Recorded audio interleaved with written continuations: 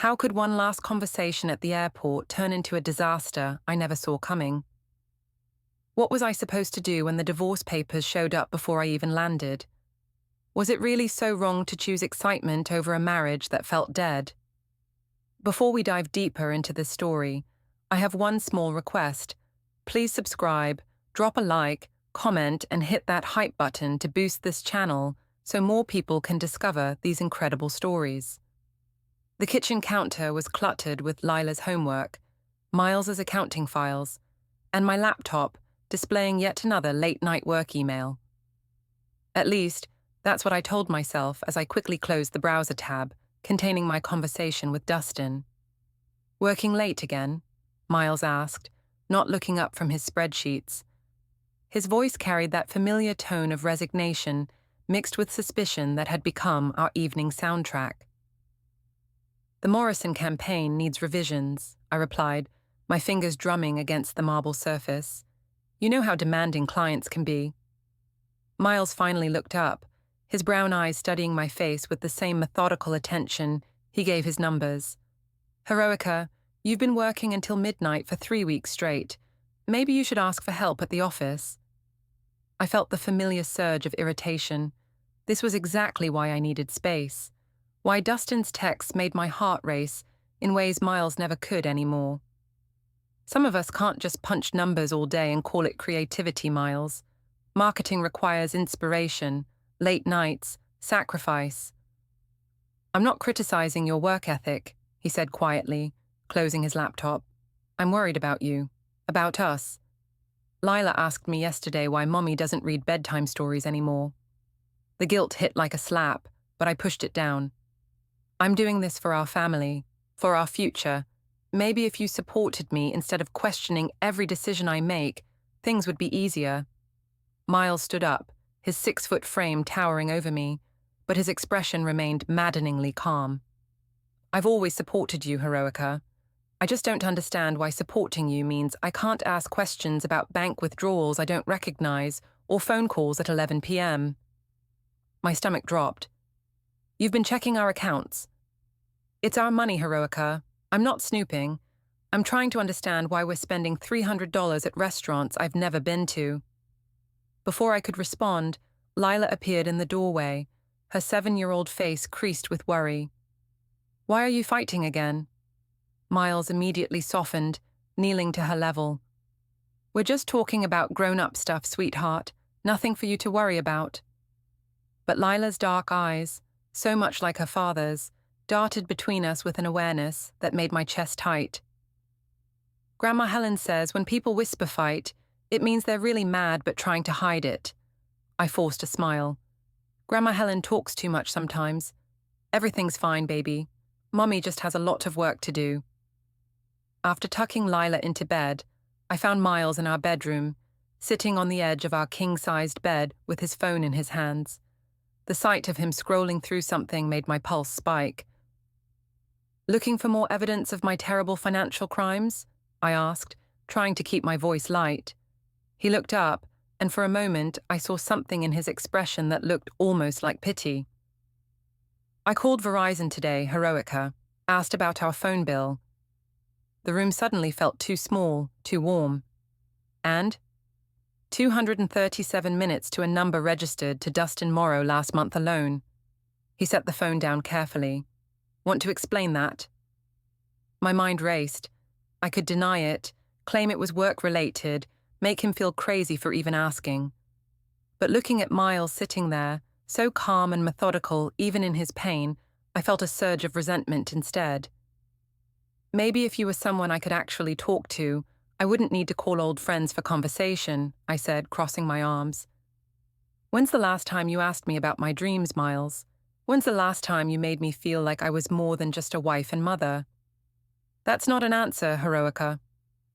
"It's the only answer you're getting tonight." I grabbed my pillow and headed for the door. "I'll sleep in the guest room. Maybe that'll give you time to think about why your wife feels so alone in her own marriage." As I closed the door behind me, I heard Miles sigh deeply. Part of me wanted to go back, to explain, to try to bridge the growing chasm between us. But my phone buzzed with a text from Dustin. Can't wait to see you tomorrow. It's been too long since we were really happy. I smiled for the first time all day and typed back, soon, very soon. What I didn't know was that Miles was still awake in our bedroom, quietly accessing our phone records online and taking screenshots of every call, every text, every piece of evidence that his marriage was crumbling around him. The marketing office buzzed with its usual Tuesday morning energy, but I felt like I was floating above it all. Dustin and I had been texting since 6 a.m., planning our lunch meeting at Cafe Luna downtown. After 8 years of Miles's predictable routine, Dustin's spontaneity felt like oxygen to someone who'd been holding their breath. "You're glowing today," said Janet from the cubicle next to mine. "New skincare routine?" I laughed, minimizing my personal email as she approached. "Just feeling inspired lately. Sometimes you need to shake things up to remember who you really are." Amen to that.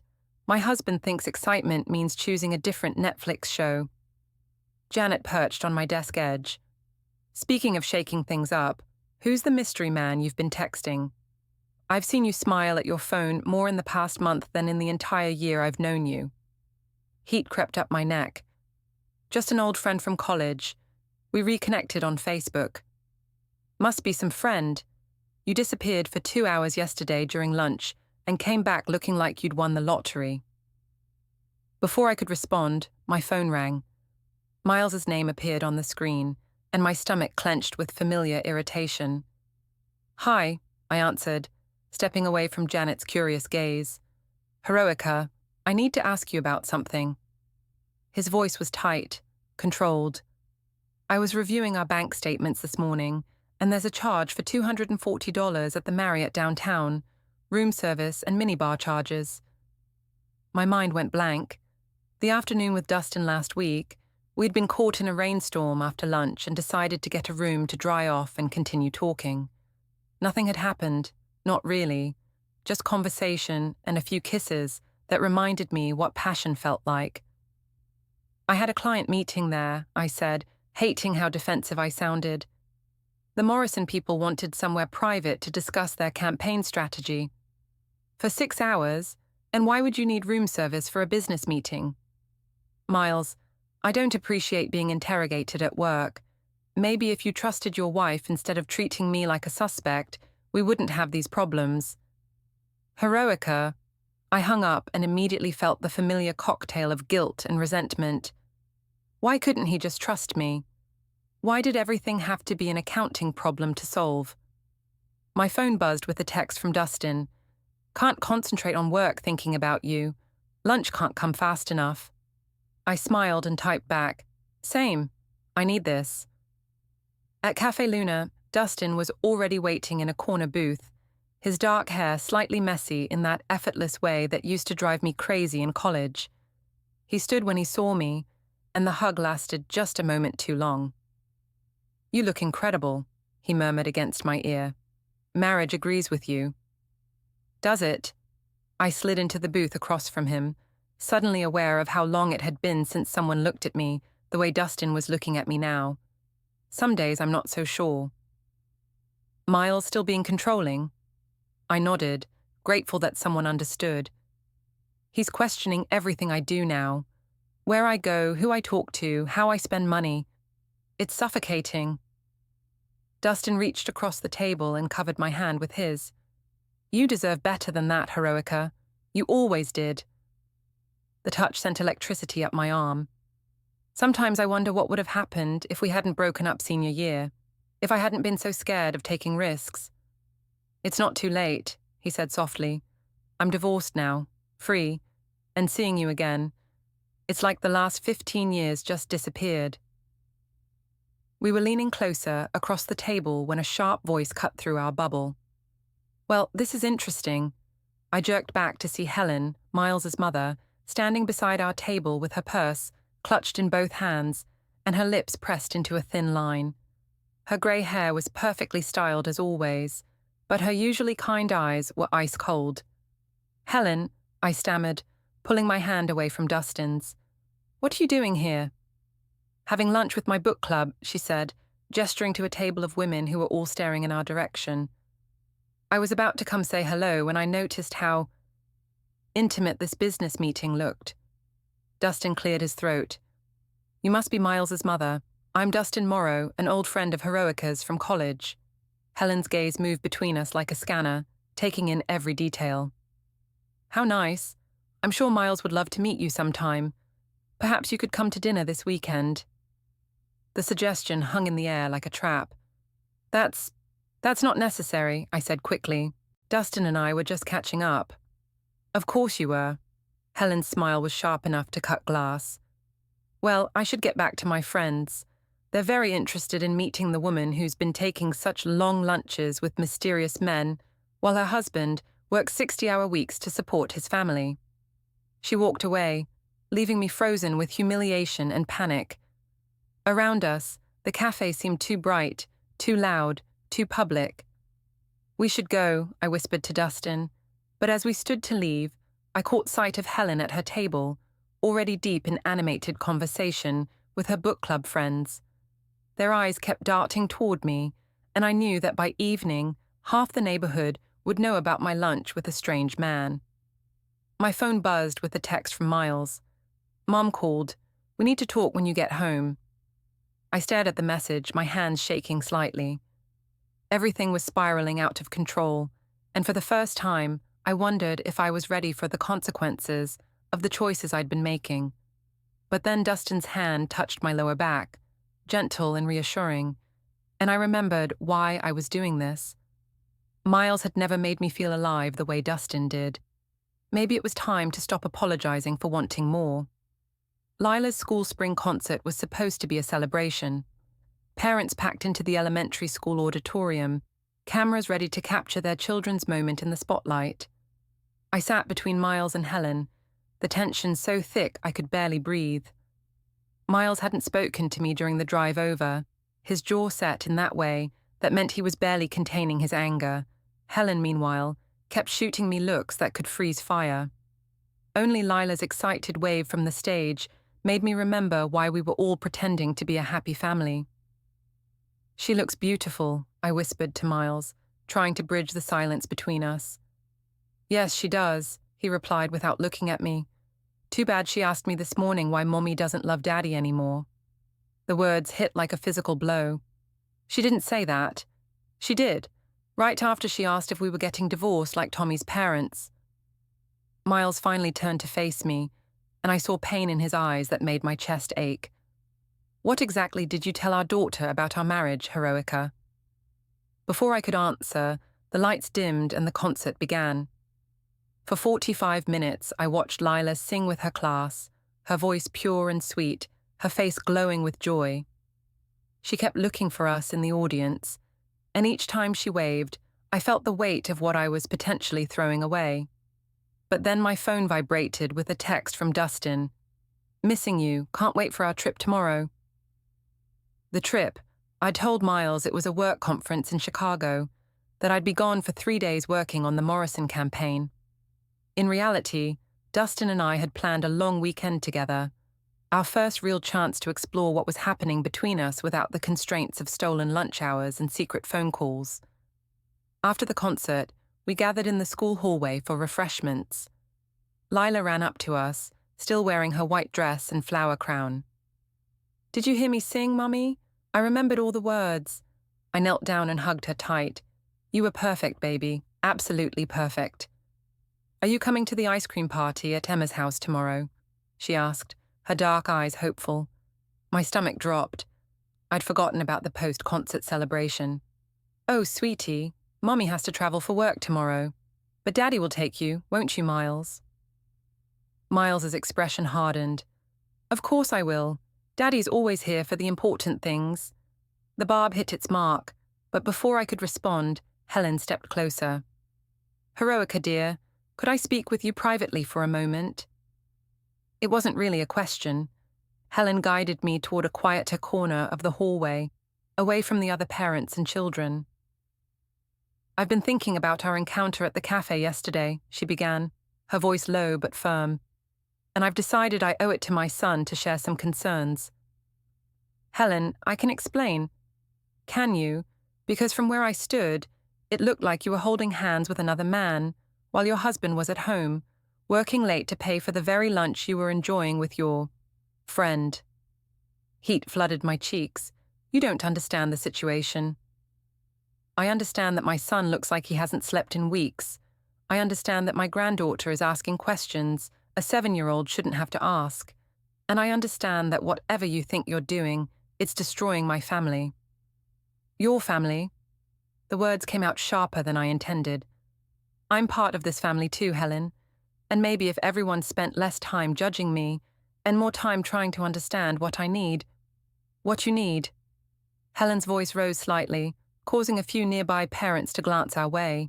You have a devoted husband, a beautiful daughter, a lovely home, and a career that gives you flexibility most working mothers would kill for. What exactly is it that you need that you don't already have? The question hung between us like an accusation. Around us, families were laughing and celebrating, children running between their parents with programs clutched in their small hands. Normal families, happy families, families that weren't falling apart because of selfish choices and secret affairs. I need to feel alive, I said finally. I need to feel like I'm more than just a wife and mother going through the motions. Helen studied my face for a long moment, and when she spoke again, her voice was sad rather than angry. Oh, Heroica, you have no idea what you're about to lose, do you? Before I could ask what she meant, Miles appeared at my elbow with Leela's hand in his. Ready to go? He asked, his tone carefully neutral for Lila's benefit. The drive home was silent except for Lila's chatter about the concert and her excitement about Emma's party. But when we pulled into our driveway, Miles made no move to get out of the car. Lila, go inside and get ready for your bath, he said gently. Mommy and I need to talk for a few minutes. Once Lila was safely inside, Miles turned to face me fully. I know about Dustin Morrow, he said quietly. I know about the hotel room, the phone calls, the lunch dates. I know about the work conference tomorrow that doesn't exist. My blood turned to ice. Miles, I called your office today, spoke to Janet. She was very helpful, actually. Told me how happy you've been lately, how you've been taking long lunches and getting mysterious text messages. She thought it was sweet that you'd reconnected with an old college friend. I felt trapped, cornered, like an animal with nowhere to run. You had no right to call my office. I had every right. I'm your husband. Or at least I was. He pulled out his phone and showed me the screen. Screenshots of text messages, call logs, bank statements. I've been documenting everything, Heroica. Every lie, every secret meeting, every dollar you've spent on your affair. It's not an affair, I said desperately. We're just friends. We haven't... Does it matter? His voice cracked slightly. You've already left our marriage emotionally. The physical part is just a formality at this point. We sat in silence for a moment, the weight of 8 years together pressing down on us like a physical force. I want you to cancel the trip, Miles said finally. I want you to end whatever this is with Dustin, and I want us to try marriage counseling. And if I don't? He looked at me with an expression I'd never seen before. Not anger, not hurt, but something that looked almost like pity. Then I guess we'll find out what happens when you choose excitement over family. My phone buzzed with another text from Dustin. Can you really leave him behind tomorrow? Looking at the message, then at Miles's face, I realized I was standing at a crossroads that would define the rest of my life. And for the first time, I wasn't sure which path I wanted to take. But as I stared at Dustin's words, I felt that familiar surge of rebellion, of wanting something more than the suburban routine that felt like a slow death. I'm going on the trip, Miles, I said softly. I need to figure out who I am outside of this marriage. He nodded slowly, as if he'd expected that answer. Then I guess we both know where we stand, he said, and got out of the car. The morning of my departure, I woke up to an empty bed. Miles was already gone, probably dropped Lila at school early and headed to the office. Part of me was relieved. I wasn't sure I could handle another confrontation before leaving for what I kept telling myself was just a chance to figure things out. But as I packed my suitcase, choosing outfits that made me feel attractive and confident, I couldn't shake the feeling that I was packing for more than just a 3-day trip. Each piece of clothing felt like a decision, each toiletry like a small betrayal of the life I was leaving behind. My phone rang as I was zipping up my bag. Trina's name appeared on the screen. "Hey, sis," I answered, grateful for a friendly voice. "Just wanted to wish you luck today," Trina said, though she sounded uncertain. "Are you sure about this, Heroica? I mean, I want you to be happy, but what?" "Simon and I were talking last night. He thinks you should try counseling with Miles before making any big decisions. And honestly, after seeing how torn up Miles looked at Lila's concert," I felt a flash of irritation. Since when is Simon a marriage expert? And why is everyone more concerned about Miles's feelings than mine? "That's not what I meant," Trina said quickly. "I just think maybe you're moving too fast. Dustin's only been divorced for 6 months. Are you sure he's ready for something serious?" The question hit a nerve because I'd wondered the same thing myself, but Dustin made me feel things I hadn't felt in years. Desired, interesting, alive. Wasn't that worth exploring? "I need to do this, Trina. I need to know if there's something better out there for me." After we hung up, I called an Uber to take me to the airport. Miles had offered to drive me yesterday, before our confrontation, and I'd accepted without thinking. Now I regretted that decision, but it was too late to change plans without looking suspicious. Miles arrived home just as my Uber was pulling up. He got out of his car slowly, carrying a manila folder that made my stomach clench with anxiety. "Ready?" he asked, his voice carefully neutral. The drive to the airport was tense and silent. Miles kept the radio off, and I found myself studying his profile as he drove. When had the lines around his eyes gotten so deep? When had his shoulders started carrying so much tension? "Miles," I began, then stopped. What was I supposed to say? That I was sorry, that I loved him, but wasn't in love with him anymore. That I needed to explore my feelings for another man to figure out if our marriage was worth saving. "Don't," he said quietly. "Whatever you're about to say, don't. We're past the point of words, Heroica." At the airport, Miles insisted on walking me to security. He carried my bag without being asked, a gesture so automatic and considerate that it made my chest ache. This was who Miles was: steady, reliable, thoughtful in small ways that I'd stopped noticing years ago. "I'll call you when I land," I said as we approached the security checkpoint. "Will you?" He set my bag down and looked at me directly. "Or will you be too busy with Dustin to remember you have a family back home?" "That's not fair." "Isn't it?" Miles pulled out the manila folder he'd been carrying. "I did some research on your boyfriend, Heroica. Did you know his divorce was finalized only 4 months ago?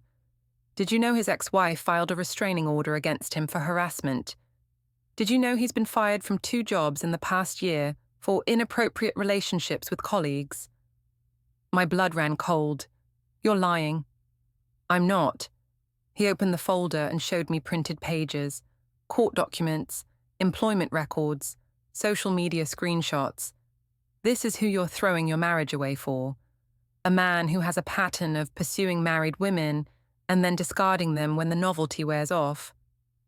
I stared at the documents, my mind reeling. Some of what Miles was showing me looked legitimate, but it could have been fabricated. People could fake anything these days.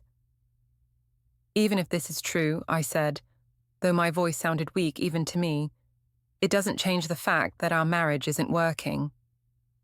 "Our marriage isn't working because you stopped trying," Miles replied. "You decided you were bored, and instead of talking to me about it, instead of suggesting counseling or date nights or any of the 1,000 things couples do to reconnect, you started an affair." "It's not an affair." "Then what is it, Heroica? What do you call secret meetings, hidden phone calls, and lying to your husband about where you're going and who you're with?" Around us, travelers hurried past with their luggage, heading to security or baggage claim.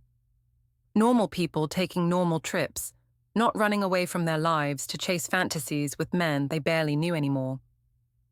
My phone buzzed with a text from Dustin. At the gate. Can't wait to start our adventure together. Miles saw me check the message, and something in his expression shifted. The hurt and anger were still there, but now they were joined by something that looked almost like resolve. Go ahead, he said, stepping back from me. Go on your adventure, but understand that when you get on that plane, you're making a choice. Not just about this trip, but about our entire future. Miles, I've spent the last week hoping you'd come to your senses, hoping you'd remember what we built together, what we promised each other 8 years ago. But I can see now that you've already made your decision. He pulled an envelope from the manila folder and held it out to me. What is this? Your freedom, he said simply. Divorce papers. I filed them yesterday. You'll be served officially when you get back, but I wanted you to see them now. I wanted you to understand that this isn't a trial separation or a break to figure things out. This is the end of our marriage. I stared at the envelope like it was a snake. You can't be serious. I've never been more serious about anything in my life. Miles's voice was steady, but I could see his hands shaking slightly. I won't be married to someone who doesn't want to be married to me. I won't raise my daughter in a home where love is conditional and loyalty is negotiable. What about Lila? The question came out as a whisper. Lila will be fine. She'll have 2 parents who love her, even if those parents can't live together anymore. But she won't have to watch her mother lie to her father every day. She won't have to wonder why Mommy is always angry and Daddy is always sad. The boarding announcement for my flight echoed through the terminal. Dustin would be wondering where I was. I have to go, I said, though I felt frozen in place. I know. Miles picked up my bag and handed it to me. Have a good trip, Heroica. I hope you find whatever it is you're looking for. As I walked towards security, my legs felt like they were made of lead. At the checkpoint, I turned back to look for Miles, but he was already gone. The manila folder lay on a nearby chair, its contents spilling out slightly, evidence of the life I was walking away from and the man I'd chosen over my husband. I pulled out my phone and almost called him, almost ran back through the terminal to find him and tell him I'd made a mistake. But then I saw another text from Dustin. Where are you? They're about to board. I put my phone away and handed my boarding pass to the TSA agent. As the plane taxied down the runway, I stared out the window at the city growing smaller below me. Somewhere down there, Miles was probably picking up Lila from school, figuring out how to explain why Mommy wouldn't be at Emma's ice cream party after all. My phone was still in airplane mode when we landed in Chicago 3 hours later. I wasn't ready to see whatever messages might be waiting for me. But I couldn't avoid reality forever. As I turned my phone back on, notifications flooded the screen. Missed calls from Trina, from Helen, from numbers I didn't recognize. And one text message from Miles, sent 20 minutes after my plane took off. The locks have been changed. Your belongings will be packed and ready for pickup when you return. My lawyer will be in touch. I'm sorry it came to this, but you made your choice. Now I've made mine. Standing in the Chicago airport with Dustin's arm around my waist, I finally understood what Helen had meant when she asked if I knew what I was about to lose. But it was too late now. The plane had taken off, the papers were filed, and the life I'd known for 8 years was officially over. The hotel room in Chicago was everything I'd imagined. Luxurious, romantic, with a view of the city skyline that should have made me feel sophisticated and free. Instead, I sat on the edge of the king-sized bed, staring at my phone and the growing list of missed calls and text messages. Dustin emerged from the bathroom, his hair damp from the shower, wearing only a hotel robe. 3 months ago, the sight would have made my pulse race. Now, all I could think about was Miles's manila folder and the divorce papers sitting in my purse like a ticking bomb. You've been quiet since we landed, Dustin said, settling beside me on the bed. Having second thoughts? Miles filed for divorce, I said, the words feeling surreal as they left my mouth. He gave me the papers at the airport. Dustin was quiet for a moment, then reached over and took my hand. I'm sorry. That must have been a shock. Was it, though? I looked at him, really looked at him, for the first time since we'd arrived. Did you know this would happen when you asked me to come with you? Heroica, I never asked you to leave your husband. I just asked you to explore what we have together. What do we have together, Dustin? Really? I pulled my hand away. We've had lunch a few times and exchanged some flirty text messages. We haven't actually done anything yet. He moved closer, his hand moving to my cheek. We can change that right now. But as he leaned in to kiss me, all I could see was Lila's face at the concert, glowing with pride as she sang. All I could hear was Miles's voice saying I'd made my choice. I pulled back. I need some air. I grabbed my jacket and headed for the hotel bar, leaving Dustin looking confused and hurt. The bar was dimly lit and nearly empty, perfect for wallowing in self-pity and regret. I ordered a glass of wine and finally started going through my messages. Trina. Miles called. He told me what happened. Call me ASAP. Helen. I hope you're proud of yourself. Your daughter cried herself to sleep tonight. Simon. This is getting out of hand. Come home and fix this. And several messages from numbers I didn't recognize. Probably reporters or lawyers, or people who'd somehow heard about the drama and wanted to insert themselves into it. But the message that made my blood run cold was from my office. Heroica, we need to discuss your employment status. Please call me as soon as possible. Richard Morrison. Morrison, my biggest client.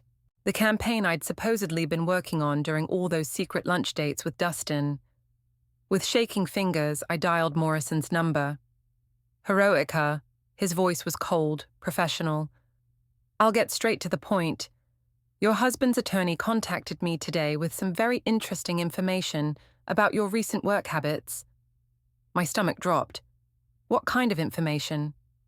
Timesheets showing you billed 40 hours to our campaign during weeks when you were actually having personal meetings with a romantic interest. Hotel receipts charged to our account for rooms that were used for personal purposes. Shall I continue? Mr. Morrison, I can explain. I'm sure you can, but the explanation I'm interested in hearing will be given to our legal department. We're terminating your contract effective immediately and considering legal action for fraud and misappropriation of funds. The line went dead. I stared at my phone, the reality of my situation finally sinking in. I'd lost my husband, my daughter, my home, and now my job. All for a man I barely knew and a fantasy that was already starting to crumble. I called Trina, desperate to hear a friendly voice. Jesus, Heroica, what have you done? She answered, without preamble. Trina, I need help. Everything's falling apart. Of course it's falling apart. You had an affair and abandoned your family for some guy you haven't seen in 15 years. What did you think was going to happen? I thought Miles would fight for me, I admitted, the words coming out in a rush. I thought he'd get angry and jealous and remember why he loved me. I never thought he'd just give up. Give up? Trina's voice rose. Heroica, Miles didn't give up. He protected himself and his daughter from someone who was lying to them every day. He did what any rational person would do when they discovered their spouse was cheating. I wasn't cheating. Not really. Dustin and I never... It doesn't matter what you did or didn't do physically. You checked out of your marriage emotionally months ago. Miles just made it official. I ended the call and ordered another glass of wine, then another. By the time I stumbled back to the hotel room, Dustin was asleep. I sat in the chair by the window, looking out at the city lights and wondering how my life had imploded so completely in the span of a single day. My phone buzzed with one final message, this one from a number I didn't recognize. This is Sarah Chen from Miles's legal team. We need to schedule a time to discuss custody arrangements and asset division. Please respond within 24 hours or we'll proceed without your input. I screenshot the message and sent it to Trina with a text. Is this real? Can they really do this? Her response came back immediately. It's real. And yes, they can. Miles isn't playing games, Heroica. You need to get a lawyer. Now. As I finally crawled into bed next to Dustin, I realized that this trip wasn't the beginning of a new life. It was the end of everything I'd ever known, and I had no idea how to build something new from the wreckage I'd created. The man sleeping beside me was essentially a stranger, and the life I'd left behind was being systematically dismantled by lawyers and legal documents. I'd gambled everything on a fantasy, and I was finally starting to understand the true cost of that bet. But it was too late for regrets now. The papers were filed, the locks were changed, and my daughter was learning to sleep without her mother's goodnight kiss. All I could do now was face the consequences of my choices and hope that somewhere in the rubble of my old life, I could find the pieces to build something new.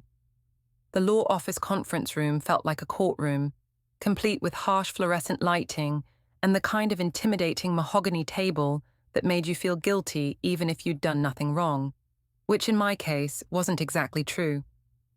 Miles sat across from me with his attorney, Sarah Chen, a sharp-eyed woman in her 40s who'd apparently built her career on high-conflict divorce cases.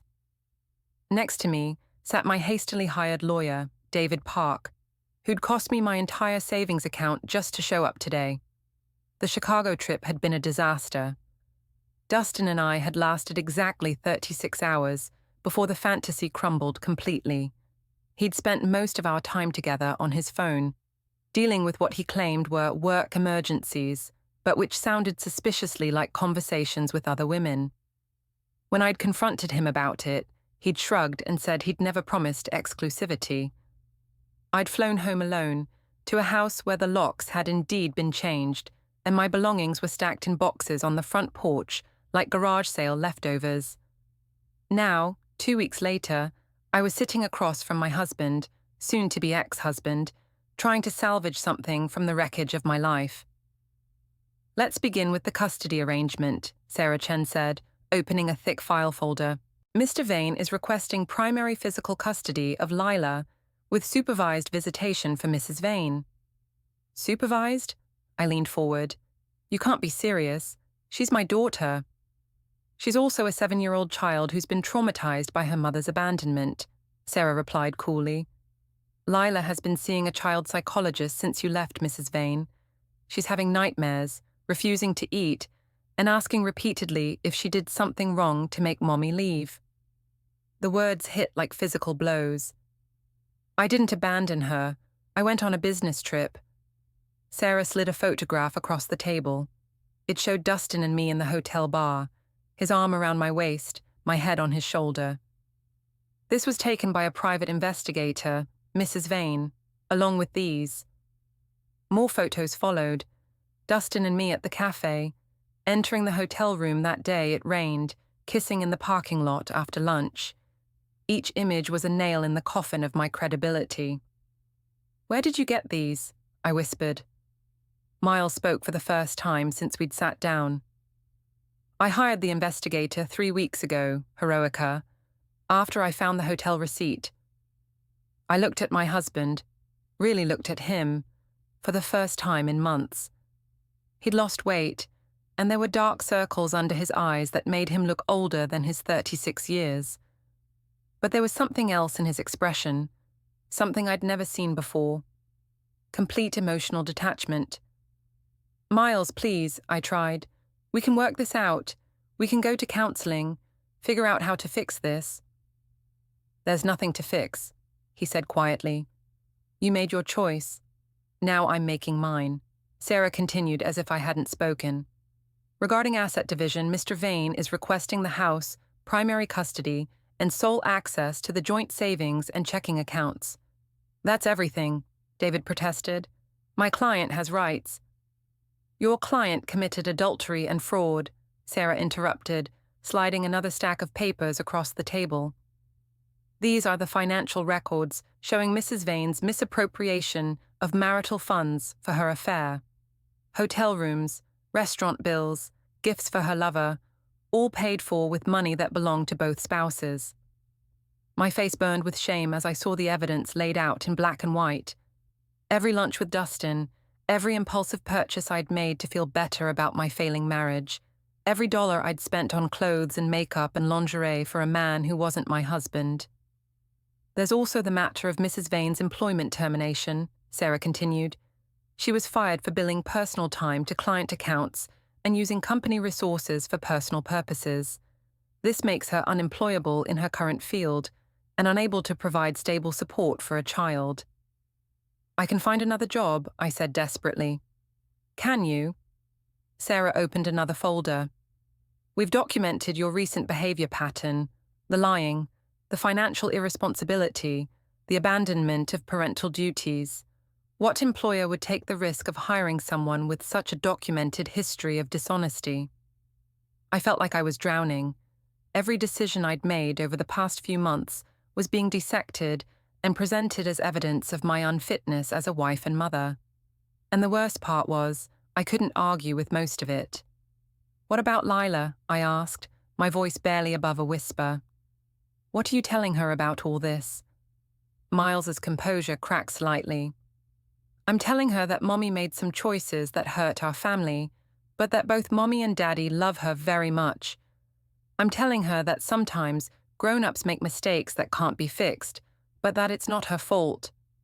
I want to see her. The supervised visitation can begin next week, Sarah said. 2 hours every Saturday, with a court-appointed supervisor present. 2 hours? She's my daughter. She's a child who asked me last week if she was going to have to choose between Mommy and Daddy in court, Miles said, his voice breaking slightly. She's 7 years old, Heroica. She should be worried about homework and playground drama, not whether her mother is coming home. The room fell silent except for the sound of papers rustling and my own ragged breathing. Everything I'd taken for granted, my marriage, my family, my financial security, my career, was gone. And for what? A weekend with a man who'd turned out to be exactly what Miles's investigation had suggested, a serial cheater who specialized in pursuing married women. Is there anything else? David asked, clearly eager to end this humiliation. Sarah slid one final document across the table. The final divorce decree. Mrs. Vane has 30 days to contest any of these terms. After that, the agreement becomes permanent. I stared at the papers, seeing my entire life reduced to legal language and custody schedules. At the top of the first page, in bold letters, were the words irreconcilable differences, as if the destruction of an 8-year marriage could be summed up so simply. Miles, I said one last time. Please, I know I made mistakes, but we can fix this. We can rebuild. He looked at me with an expression that might have been pity. Some things can't be rebuilt, Heroica. Some choices can't be undone. You taught me that. As we left the conference room, I caught a glimpse of Miles in the elevator, straightening his tie and checking his phone. He looked like a man who'd just completed an unpleasant but necessary task, like paying bills or scheduling a root canal. I realized then that I'd been wrong about everything. I'd thought Miles was boring, predictable, someone who'd always be there no matter how I treated him. I'd mistaken his steadiness for weakness, his loyalty for stupidity. But the man who'd just systematically dismantled my life with legal precision wasn't weak or stupid. He was someone who'd been pushed too far and had finally pushed back.